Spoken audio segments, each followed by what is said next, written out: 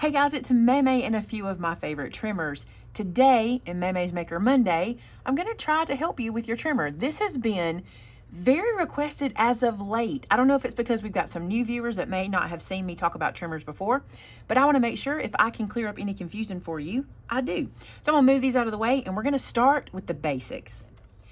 Okay, so the first thing that I think is the most important about a trimmer is that you are able to read it. If you can't read your trimmer, you're not going to enjoy it no matter what trimmer you have. So today what I want to do is do a little measuring refresher. And I've taught measuring several times over the years. We'll put those videos in the description below for you guys. But today I think I've broken it down to the simplest I ever had. So let's look at it. So let's start here. Now everybody knows that 1 inch is a whole inch, right? This is a whole inch. That's what I want you to look at. Between these red lines is 1 inch. Every inch is broken down into 1/16. Okay, so this red line is what you were just looking at, but every inch is broken into 1/16. Now, what does that mean? It is 16 equal parts. That's what makes up an inch. So typically on a ruler, those tiny, tiny lines that you see right between big lines are typically your 1/16, okay? Now, when we get into eighths, eighths are every other 16th. Okay, so where this is a 16th, when we go here, that's an eighth. But I want to show you that broken down even further. Check this out. Here you go. So these are all still 16ths, but every other one is an eighth, and that's why it's a little longer. That's what differentiates them on the ruler, is that they get a little longer as they go. So the same 16ths, but every other one gives us an eighth. See that? And when you want to count eighths, it's 1, 2, 3, 4, 5, 6, 7. See that? So there's 7 here, even though there's actually 8, because if you count the spaces, it's 1, 2, 3, 4, 5, 6, 7, 8. When we measure, we typically only go through 7/8 because that's how we do it, right? So that's what happens. You've got a whole and then 16, and then those 16 pieces also become your eighths, every other one. Now let's take it to fourths. Ready for this? Every other eighth is a fourth. So watch this. This is an eighth. The next one, so 2/8 is a fourth. Eighth, 2/8 is a fourth. Eighth, 2/8 is a fourth. So let's do it as what they are. 1/4, 1/2, 3/4. Okay, so again, do you still see the 16ths? You do, but now you're seeing the eighths, and now you're seeing the fourths or the quarters, right? All right, 2/4 make a half. So we go quarter, half, okay? Now, I hope that cleared up some confusion. I hope seeing it in that big way and still seeing all the 16ths helps. Now, something I want to point out to you guys, I'm going to flip this over so I can get the white paper on the back. Your Tim Holtz ruler does not show 16ths. This one starts with eighths. So you've got 1/8, 2/8, 3/8, 4/8, 5/8, 6/8, 7/8, and then whole. So the reason I want to point this out is if you're used to this ruler and you think every line is a 16th, it's not on here. Every line here is an eighth. Okay, I just want to show that. I don't want to keep talking because I don't want to confuse as I talk. Now some rulers, let me get one. Some rulers like our T-square here still continue to show all the 16 lines. But now you know those 16 lines don't scare us because rarely do we measure in 16ths. We just know if we need an eighth, we count 2. Right? If we need a quarter, we go 2/8. You see what I'm saying? So some rulers keep them on there and some don't. Breaking in here to ask you to hit that red subscribe button. It's free. Also hit the bell button beside it. You can help me reach my big goal this year of 400,000 subscribers. Okay, back to crafting. And that's going to lead us into trimmers. Let's start with my favorite trimmer. This one is my favorite trimmer. Some of that could be because I've used it forever. Some of it could be because it's just what I'm used to. Another reason it is my favorite trimmer is because it is a 13-inch trimmer. So a whole piece of 12 by 12 fits in here. Even when it has the branding strip on it, I can still get it in here, and I love that. So this is my favorite trimmer. Now, as measuring goes, you can see that the 16ths are still here. I still have all my 16ths. But over the years, I've gotten so used to it that I don't even see the 16ths. I just see the eighth. See all the eighth marks and the half and quarter marks? That's what my brain goes to. Now, I also want to give you this little tip. If you measure in imperial measurements, this is where you go. If you do metric, you look at the bottom. Now, Just like when we get like instruction books and they'll be like 5 or 6 pages thick and it really makes you go, oh, I'm not going to read this whole instruction book. But when you open it up, it's only one page that applies to you because there's only one page that speaks to you in your language. It's the same here. Don't let all these lines scare you. These don't speak to you. The top ones do. Or these don't speak to you and the bottom ones do, just depending on which way you read a ruler, okay? Now, the other reason this is one of my favorites is this arm that extends out.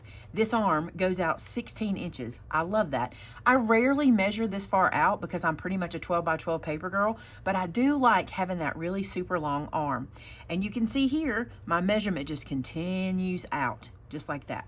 Okay, so that's the first thing I wanted to point out is you need to be able to read your ruler. And on my favorite, I'm very used to this ruler. The other thing I really like about this particular trimmer is that each one of these little guys is a quarter. So I know if I count 4 over, actually I should back up. This space is also a quarter, okay? So it's a 1/4 inch away where the grid starts. So I just know that's 1/4, 2, 3, 4, and it lines up at the 1. You see that little line goes to the 1. So I do like the grid, okay, because I use it to my advantage. Now over here, you'll see that I have this yellow tape. You've probably seen me do this before. I install this yellow tape to show me where the 1/8 inch is because this ruler does not show me on the right-hand side where 1/8 is. So I just lay my Tim Holtz ruler in to the cut line and I line it up at 1/8 and put a piece of tape down, and that gets me my 1/8 inch mark. Notice I can see through my yellow tape, and I love that because I can still keep measuring this way. So this side of my trimmer goes out 2 inches from the cut blade. I find I use this side a lot. I really like having 2 inches out here, okay? The next thing I really like about this guy is these little tick marks on my blade. They help me line up if I want to do a partial cut or just cut to a certain point. They help me because I know my blade is here and here. That's where the blade sits, right inside here. It's like little crosshairs.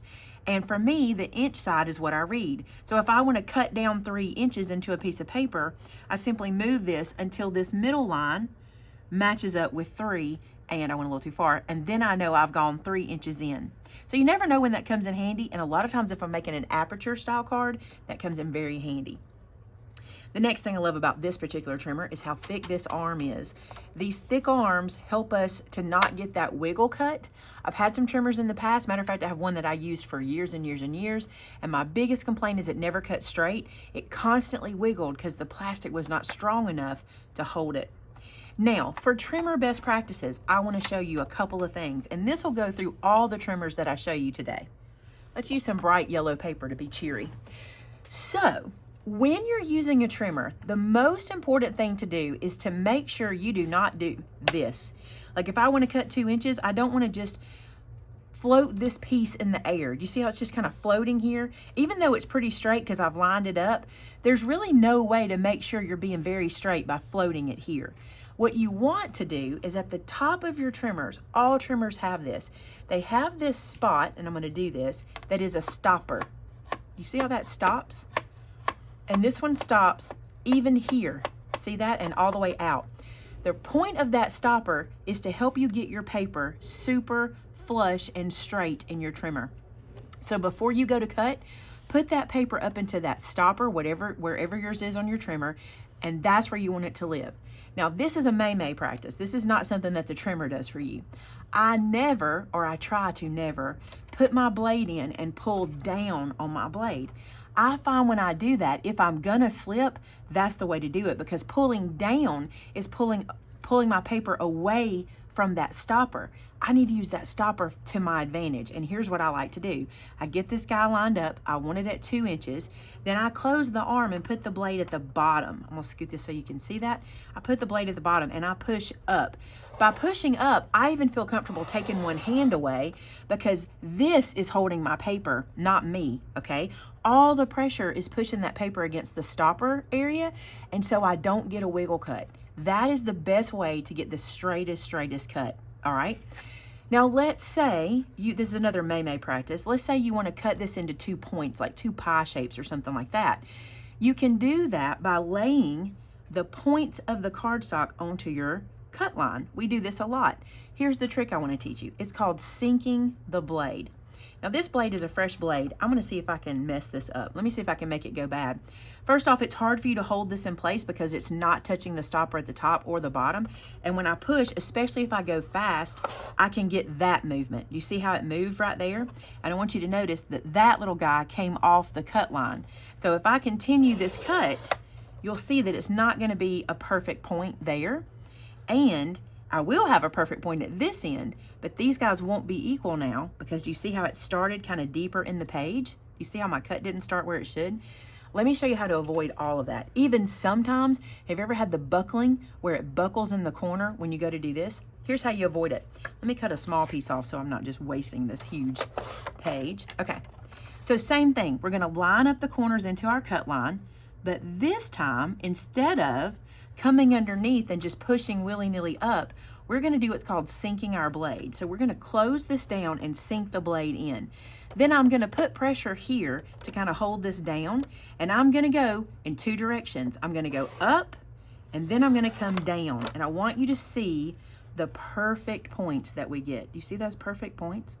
Beautiful, right?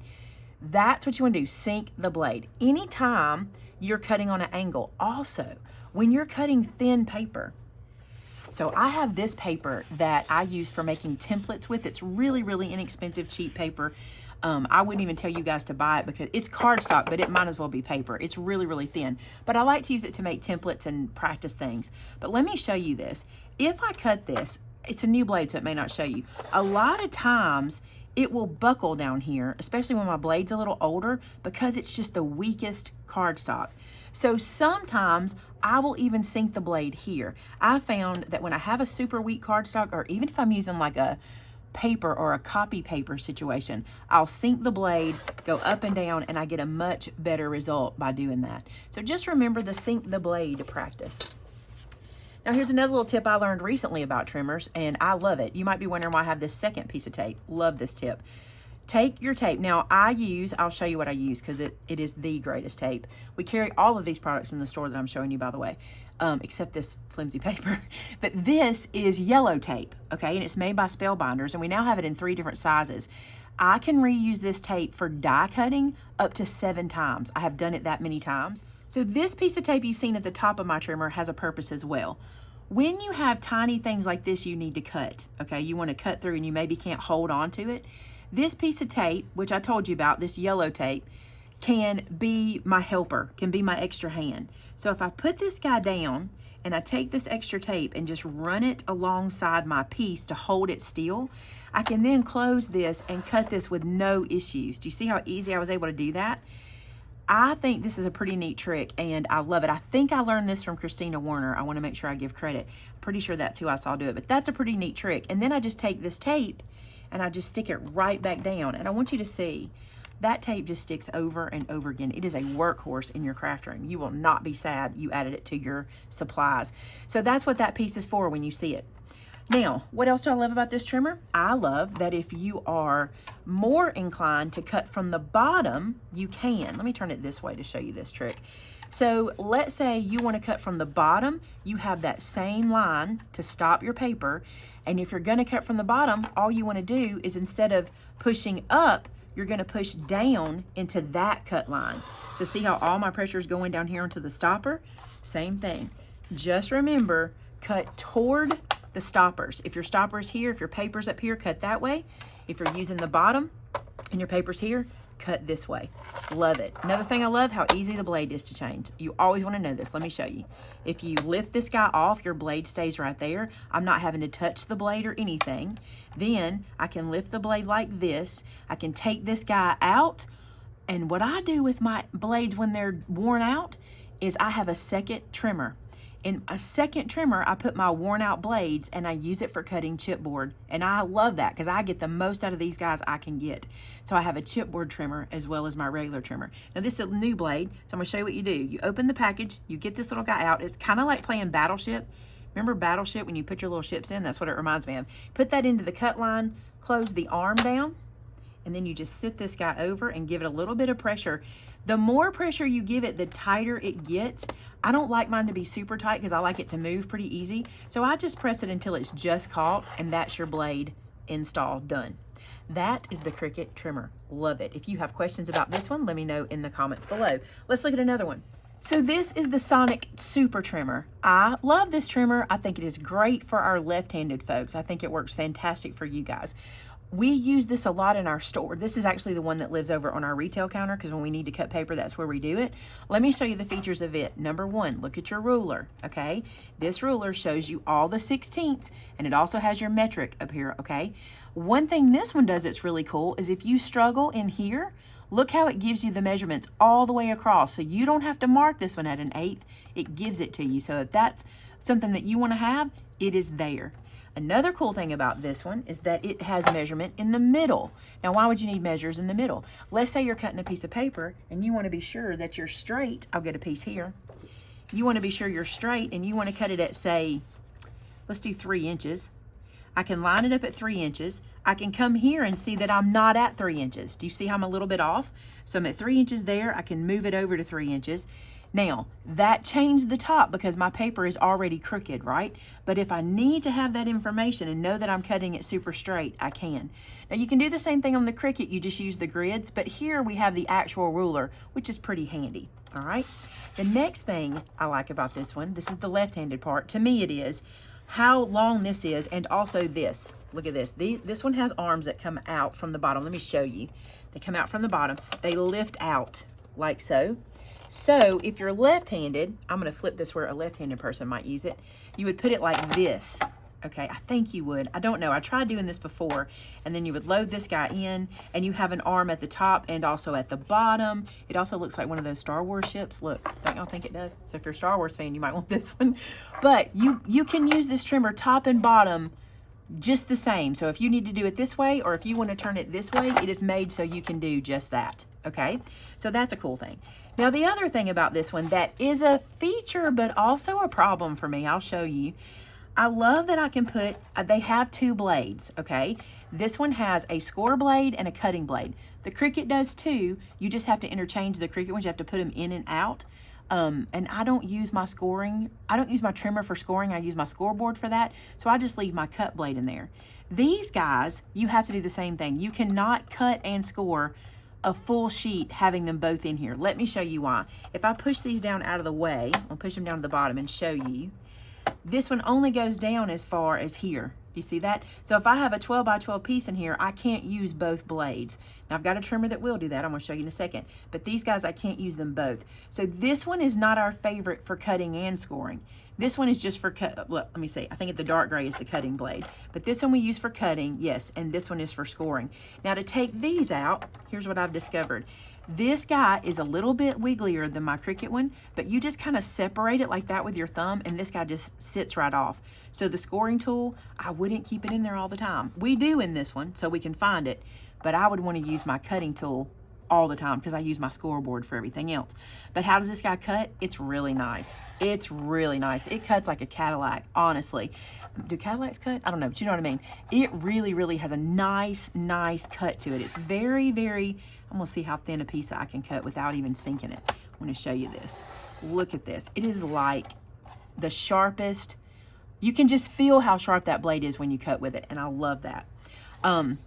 It's sturdy. It's got all these marks in between. Another thing this one has that's really cool is it has this little arrow here that shows you 4 1/4, and this one that shows you 5 1/2. So if you're a card maker, that's a pretty cool little thing that they've done for card makers, because you know A2 cards are 4 1/4 by 5 1/2. So that's pretty neat. Everything else is pretty much the same. You've got the little arrows that show you, just like I have the little tick marks on the Cricut, you have the little arrows here for lining up along your ruler. Very easy to read. This one might even be easier to read than the Cricut, maybe. I don't know. See, my thing is my Cricut's in my head, but this is pretty clear. Another thing I know you'll love, this one is embossed. These are not painted on, so they're not going to wear off. They are embossed into the gray, so that is good. I want to say this is an older one, but I think the newer one is blue and gray instead of gray and gray. Or I could have that backwards, but if you order one from us and it's a different color, don't worry. It's the same one. They just changed the color. Now for the score tool, it's just that. It's just a dull, it's not a sharp blade, it's a little dull blade, and it makes your scores for you like a scoreboard would. So that is the tonic trimmer. Now you might look at this one and go, oh, that's the trimmer for me. I love how it's written, or I love how it has the double ruler, or I love how it has both of these blade options. Again, the Cricut does too. I just don't use it that way. The Cricut has the same double blade option. You might like this open and close feature because it has like this handle. The Cricut doesn't have a little handle at the end. You might like all of this support in the back. This one needs it. It's not quite as sturdy as the Cricut in the middle, so all these little supports hit the table when you're using it, and it instantly sturdies it up, if that's a word. I don't know. All right, that's the Sonic Super Trimmer. All right, one more trimmer we use around here. Technically two. I'll show you a little bonus trimmer at the end. One more trimmer we use around here is the Dress My Craft trimmer. Now you might recognize this trimmer. There's a lot that are made like this. This is a very, very popular design, and I love this one. We all love this one. I never use it in my videos because Shannon always has it, and my Cricut is my the one I've used forever, but I use this one if I'm at the filming table beside me. This one sits there. It sits at Shannon's desk. We have one of these in the classroom, so we use these a lot. This one, I want you to see that you can keep the blades in. You don't have to take them out to use them for the whole sheet, and I think that's a brilliant design. This blade gets out of the way, so a whole piece of 12 by 12, let me show you. I don't have any 12 by 12 handy. We'll do it with this, but I'll show you what I mean.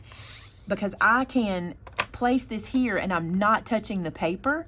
I can use my trimmer blade as well as my scoring blade all the way throughout and not have to remove one or the other, so don't lose them. I want you to see up here too, it gets completely out of the way so you can use them and leave them in there. That's the biggest selling feature of this one to me. It also has the arm that pulls out. One thing I really like about it is this deep stopper, this deep platform that it has for you, and it goes all the way down and it's nice and sturdy here. And then I want you to see this. You see the foot at the end right here? How thick it is, and this bar is so thick that it lays super flat. My Cricut one doesn't do that as well. Again, I'm just used to it, but this one lays super flat in this area, and it's nice and easy transition here. Also, the measurement continues out. It is embossed in here, so it continues. Let me see if it does here. Actually, here it runs pretty much to the line. There's a little bit of gap here, but pretty much to the line. It also carries out, but it only carries out 1.5 inches. Did I tell you about the Super Trimmer, how far it carries out?